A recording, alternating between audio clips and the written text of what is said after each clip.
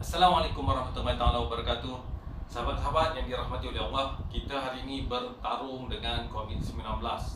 Saban hari kita melihat kes-kes mencanak naik, kemudian kes-kes kematian juga telah masuk ke era 50, 60, kita takut hampir kepada 100. Itu yang berlaku hari ini. Apa yang kita nak bincang, apa yang perlu saya rasa tuan-tuan dan puan-puan faham adalah tentang clinical phases of COVID-19. Jadi ada orang dia jadi confused. Dia sembang kat kedai kopi dia tak, aku tengok tak ada apa pun orang ni kena COVID-19, lepot dekat kuarantin balik, ada orang kuarantin dekat rumah je pun tak ada apa-apa isu pun. Kenapa ada orang sampai mati ni? Jadi dia pening. Apa yang berlaku? Kenapa? Jadi dia tidak faham tentang nature of the disease. Jadi kita nak bincang supaya kita cakna kita ada ilmu tentang perkara ni. COVID-19 ni kita kena faham dia adalah musibah daripada Allah SWT. Virus itu sendiri itu pun adalah Allah Ta'ala yang membenarkan ianya berlaku. Jadi kita umat Islam perlu sedar, ada orang diuji oleh Allah dengan COVID-19 dan sampai peringkat mati. Kematian COVID-19 memang sangat-sangat kita kata apa, memilukan. Saya secara peribadi, ayah mertua saya juga adalah antara korban COVID-19. Sangat menyedihkan. Jadi video ini saya nak kongsi supaya semua orang prepare mentally, sebab ini boleh berlaku di kalangan kita semua kan. Daripada kawan kita duduk sembang-sembang macam yang mentua saya bertelefon, saya bersembang, tiba-tiba lepas beberapa hari masuk ICU dan tidak lagi kita boleh berbicara dengan dia, dan kemudian kita hanya mendapat, kita kata apa, dapat jenazah saja. Itu yang hakikat COVID-19. Jadi perbincangan kita perlu kita faham tentang COVID-19 ini, dia range of clinical response dia. COVID-19 masuk ke dalam badan kita akan berlaku satu fasa kita panggil viral response phase. Jadi virus mula invade sistem badan kita. Dia masuk melalui rongga-rongga hidung, mulut, dia mula kontrol kita punya upper airway, kita punya deria rasa, kita rasa tak sedap mulut, kita rasa tegak tak sedap, kita rasa demam, kita rasa pening kepala, kemudian kita kadang rasa diarrhea, sengal-sengal badan. Ini semua adalah pada ketika viral response phase.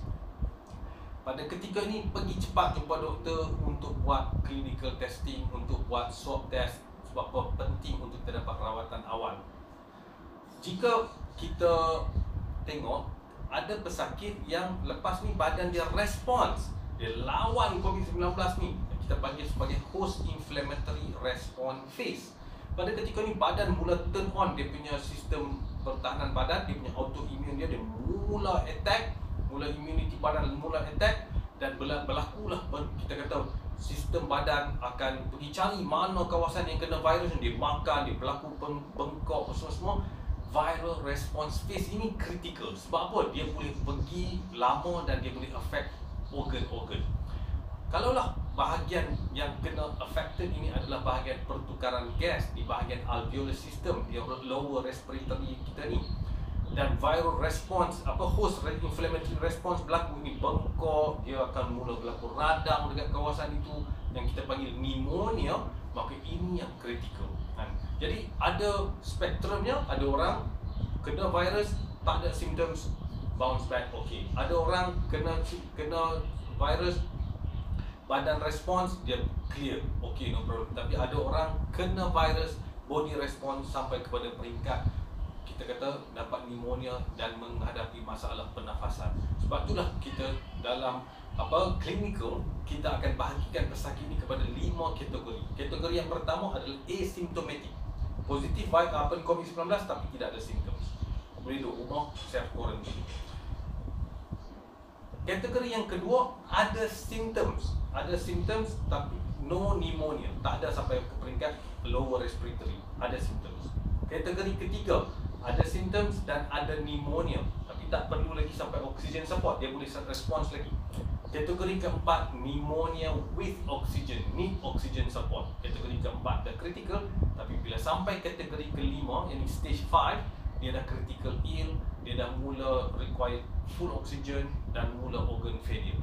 Jadi pesakit-pesakit akan dikategorikan 1, 2, 3, 4 dan 5.